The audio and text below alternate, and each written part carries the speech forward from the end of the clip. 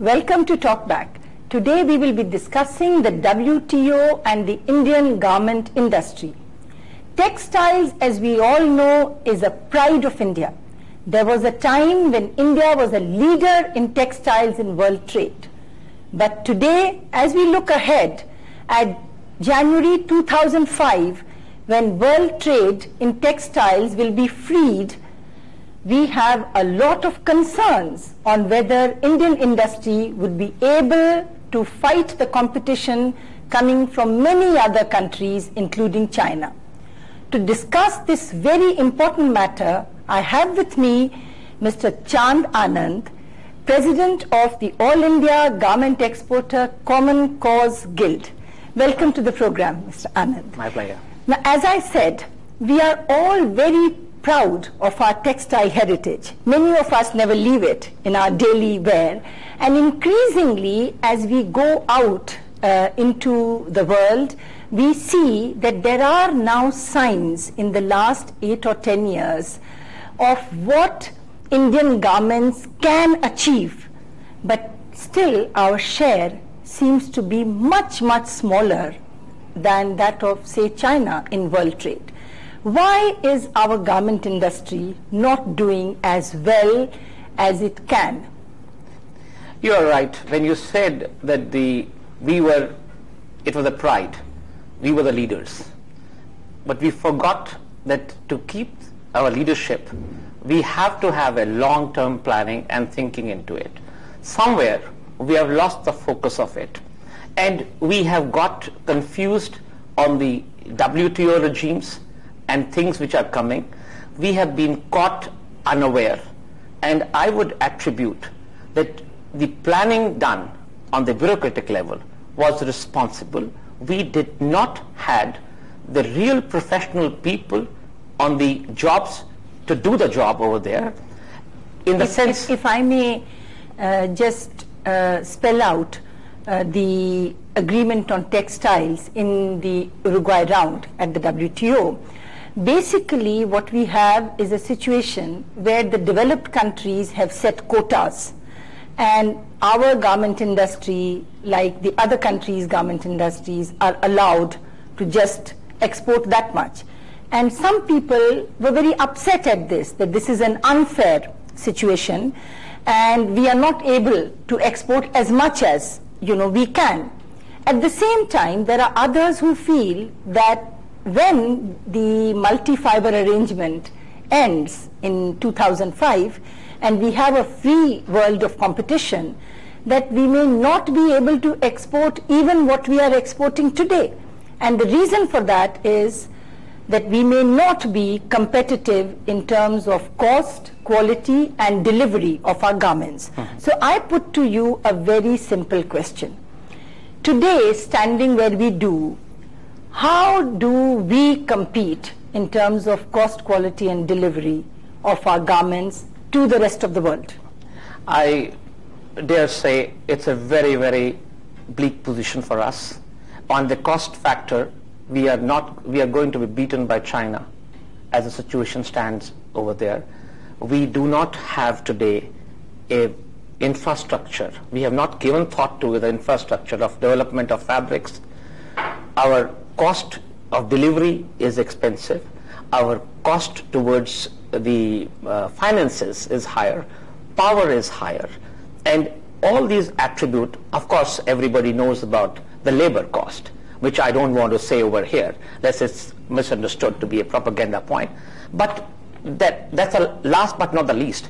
But the fact of the matter is that we have today gone in looking for a small flesh of pound and not realizing that this price we have to pay if we have to be competitive. The time has come that a country of India's size, if we do not have a mindset to become the leaders, then we cannot be the followers. But I thought that in the last few years, some of the measures that the government took were the measures to facilitate the availability of better fabric. Is it not true that you are more free to import fabric today? Isn't it true that processing is easier? So why is it that you still No, feel... it's a sad position once again. The processing has become, it's more difficult. We have, I'll give you an example, how the cost is going up. Let's take now the recent changes brought up of 16% excise on branded garments, for example. Now, the branded garments were protested against, 3% was the level of it. To satisfy that, a strange level playing field condition was evolved, where they said, no, all right, let's put excise on every garment. So therefore, that's one aspect of it. Then excise on the fabrics. Now, a very strange thing is that is a competitive ratio of excise is levied, that's a standard duty excise, that is on the composite, on the mill's capacity to produce fabric, there is an X amount of money being put. So that money was a very rational thing which was introduced 2 years back. Say on a standard duty, say 2 lakh rupees a mill was being charged, irrespective of his capacity. That was to cut short the corruption and the leakage and whatever. What is it that they've done now? They have put a duty of ad valorem. It was earlier, they have revived back 10% or 5%? 16% ad valorem duty. So it's 16% duty on the value of the fabric that you process. Yes. And you think that's not a good thing? That is not a good thing. And when that was, because that makes our garment 6 rupees a meter more expensive in average pricing. Now, when that was protested, what has happened is that they said units which are up to 3 crores are exempted on the old basis, that is standard rate, and rest of them will pay as per the ad valorem duty. Well, by ad valorem, you mean so much percent of the value? Yes, that's true. And the small fellows were exempt from it? Yes, up to 3 crores. Now, my question is, if you're talking of competition and WTO regime, a unit which is 3 crores is hardly a capacity to make a quality fabric which can be sold in the countries overseas. So therefore, the focus is being lost in terms of only getting a few thousand rupees more, per mill or whatever. It's a very small price the country can pay. Let me ask you, what is the normal scale of a fabric processing plant in China compared to our fabric processing plants? It will be, just to give you an example, the 10:1, 5:1. No, I'll give you a very concrete example, that the linen, for example, a fabric which comes from China is almost 40% cheaper. Even today, even landed, if you import it. Yeah, but is it because they operate on much larger scales? Sure. China has been doing it. They are today working on up to 3 years stock position today. They have made those. You see, we must understand that there is no such thing as labor laws over there. Per person's salary, wages wise, even Bangladesh for that matter, let's not confuse China. Bangladesh is right on target of $7 billion, and they don't produce nothing of their own. And we are still striving to be 6 billion. When you say nothing of their own, you mean they import all the fabric? Everything particularly from India. And then they just make the garment? That's on CMT. That means only on the making of garments, they make that much of business. And they are, again, there is no quota on them. There are 2 issues which are very important for them. For us, the tariffs and the quota. The quota will go away, but tariff will not go away. What is it that you as a manufacturer can do to cut your costs? For example, the reservation for small scale production. Did that come in your way, that you could not have larger plants and therefore you could not cut your costs? No, it wasn't like that. The fact of the matter is that today our cost is not because of that issue. Our delivery cost, for example, is sometimes as much as 25% of our freight charges. So it is the entire structure. It takes us almost 15 days to load the shipments on the ports. In comparison, it is 48 hours in China. It is comparison 3 days in Sri Lanka.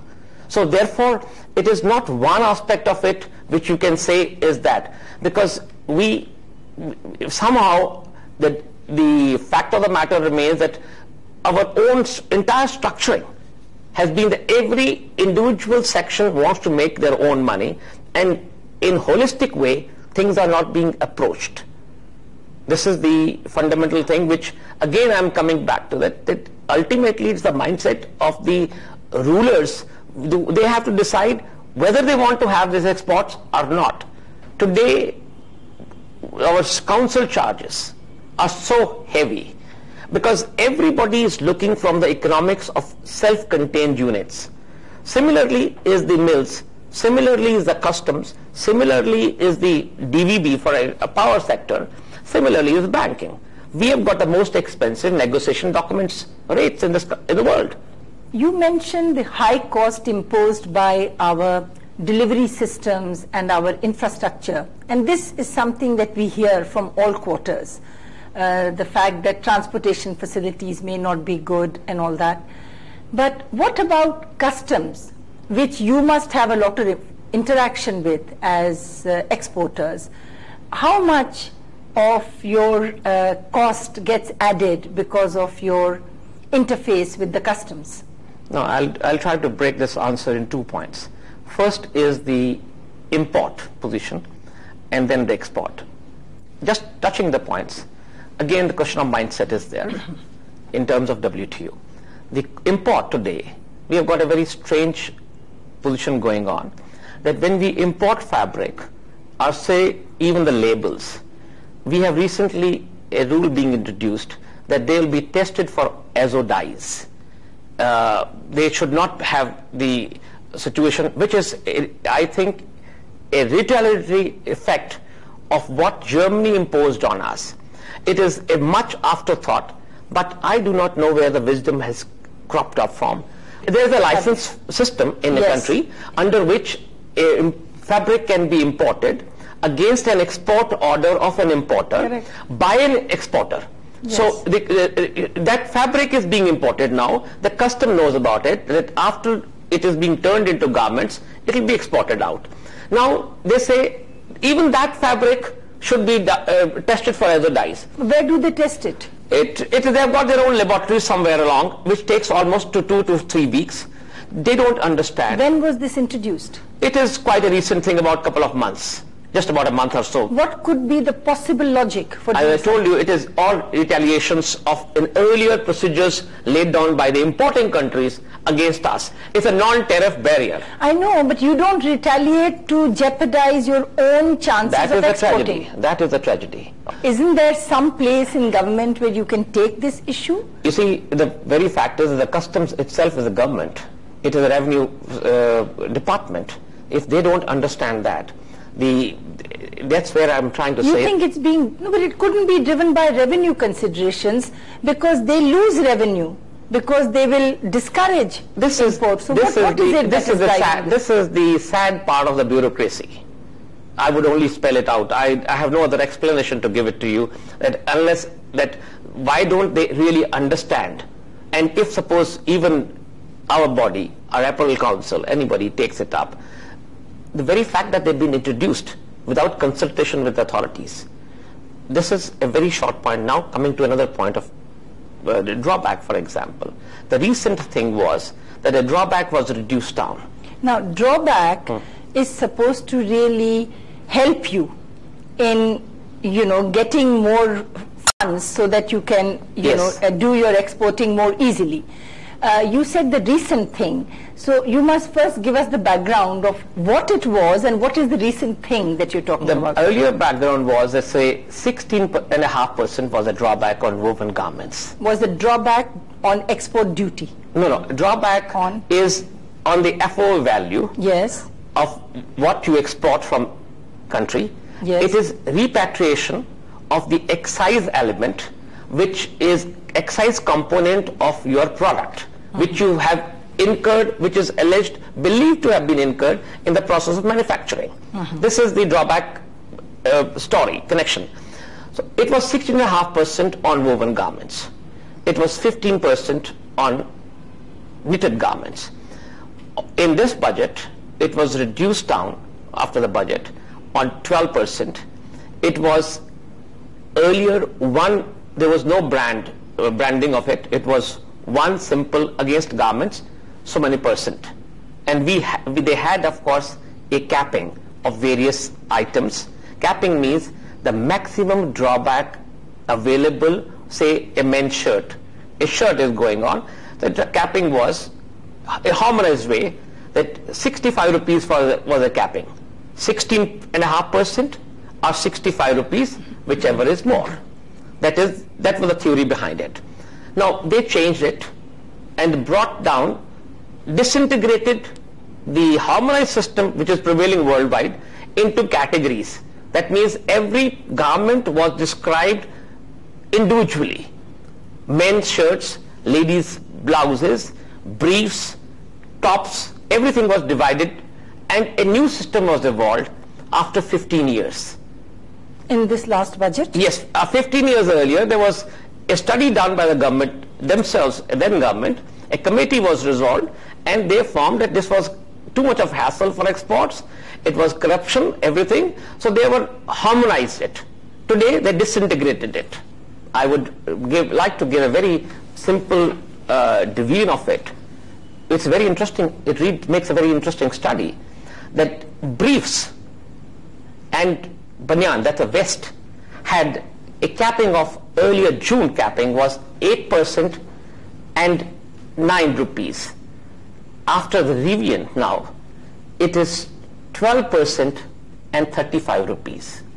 Now the question comes, there is nobody asking the people and authorities that how did you evolve a philosophy of this type and a procedure of this type so important without consulting the nodal agencies, that is the Ministry of Textiles and Ministry of Commerce. They were totally unaware that these changes are being brought into. This is the Director of Revenue, that means the Customs and Directorate. They brought this under the Revenue Ministry. So my point is, unless that mindset is changed and we work in cohesiveness, we are far away from our target. We have the market evaluation, which is being done at random by the field level over there. That means, and now recently they have introduced that a very strange thing is that every exporter has to give a present market value of the garments. My submission is that if my FO value is there, that is my present market value. Why should this be done? I thought that the government had switched to electronic data information system. Yes, that's the EDI system of giving drawback. This is another very sad. So why do they have to value at all if you... That is evaluation of the shipment that is going on. Yes. Now, electronic data system was for giving the drawback. It's a very interesting point you have touched about. That is, they formed it in 95 that to facilitate exports, it was promised that within 24 hours the drawback will be given after the shipment has left the shores. The situation has come to such an impasse that every year 5 to 7 months is the backlog today. How can that be? Because if there is an electronic way of that is the answer which we are trying to seek from the government. That's where I have personally appealed to the Prime Minister and the Finance Minister. Please investigate why it is stopped. And if had they processed the very things, even if the funds were not available as it is being said by the department, had they processed those papers on the click of the button, they would have processed the entire thing and dispersed it off. I want to ask you one other question. Earlier on you mentioned something about the number of days that it takes you to send your goods out compared to what it might take China or Bangladesh even. Now, what are the major blockages in the way of your getting your ready-made garments out of the country? You see, the major issue is power shortage, one. Then we have the transportation problem. Then we have the custom-related problems, that everywhere there's a blockade. No, the market typically, custom-related problems may delay a shipment by how long? As long as 3 weeks. No. Yes, because let me tell you that it is very often a practice today to problems is generated for an exporter on the market value of the merchandise. So the export shipment is incurring damages, and the inspector level, the field level, says its market value is not correct. There are definite guidelines by the board that such and such parameters should be used. The inspector is free to bypass those and create a problem for and which ultimately everybody knows is a matter relating to corruption. Mr. Chand, we've been talking about all the implementation problems at the government end, but there is another serious problem, which is that our exporters also try to cut corners, and over-invoicing problem that everybody talks about, or exporting substandard goods, which really gives a bad name to the whole industry. Now, what is your association doing to see that the brand equity of India in garment exporters is really preserved? Let's be very candid about it. We are not in favor of any exporter. We have told the government that if you find somebody, the rags going on, or whatever it is, hang them, so far we are concerned. There is nobody going to support that. We are fully with the government. But the question is, what is the ratio of such people? There is always crime happening on the street. There is a monitoring agency. They are free to do whatever they do. We are not trying to protect any such person. But the fact of the matter is, for trying to protect that, let us not run over the genuine people. What is being done is we are running over the genuine people who are being harassed and put into a bracket, and because of the time frame of the industry, the characteristic of it, it is a lot of hurdles are coming through, which we are requesting the authorities, please mend it up if we have to meet the challenge of the globalization which we are envisaging in 2004. Tell me, if the IT industry can get the right kind of mindset from the government in order to really get recognition in the world, and if India really has this tremendous heritage of textiles, why is it that your industry, garment industry, is not able to get into that sort of a relationship with government, that you get them into the positive mindset to push competitiveness of garments in India? That's a fantastic question. I asked my industry people also. You see, till about 5 years, 6 years back, till Diveng Mehta came into being, we were the blue-eyed boys. I tell my industry people that look at the budgets. There is not a mention of garments. Ever since the IT industry played into arena, the fundamental is that they formed one club, okay, and the money involved was so much. The worries of the industries were very limited. You see, industry as such, a IT industry, is one room affair. There is room for more than one industry to prove its potential to the government. I quite agree with you. The fact of the matter is that we were, as I told you, few years back, we were the first people to be bothered about. It always happens, it's I would say the mindset again, that you get a bigger brother, a more intelligent brother, and more richer brother. So you are cared. So that aspect came into play, and I quite agree with you that we failed in that arena very badly. But the fact of the matter is that exporters individually or collectively are so engrossed in their problems. It looks very lucrative side of the picture of exports. It has got high tension all the way. In comparison, you see, the money involved in IT was very different. How many garment exporters are there in the country? We are at the moment about 27,000 exporters. And let me tell you, as I was connecting with that, the new excise policy which has come into play it's an irony that the merchant exporters, which are 90%, that's more than 23,000 exporters, as per the analogy created by the customs excise laws, they will not be entitled to full drawback. They will be entitled to 3.5% drawback.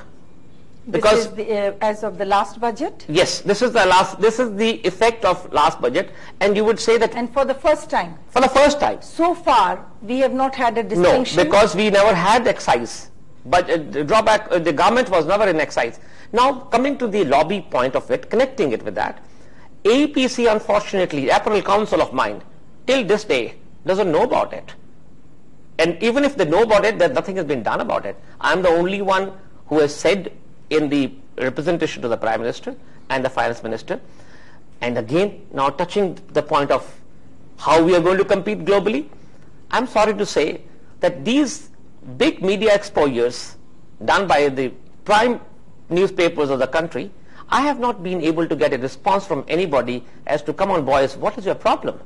What are you crying for? Well, Mr. Chand, I think that seems like a very serious situation, because here we are, economists and others on the outside, looking at garments as one of our major foreign exchange earners with tremendous potential, and what you are telling us is that things are not right. Not only do you want change in policies for better competitiveness, but you also want a change in mindset. Unlike for the IT sector, where the government has realized the importance of policy changes to facilitate the export of that sector, in your view, for garments, that realization has not really gone through. So that is a very serious message that you've sent to our viewers. With this, we end our discussion of WTO and Indian garment industry. We'll be back same time, same day next week. Until then, goodbye. Thank you. Thank you very much.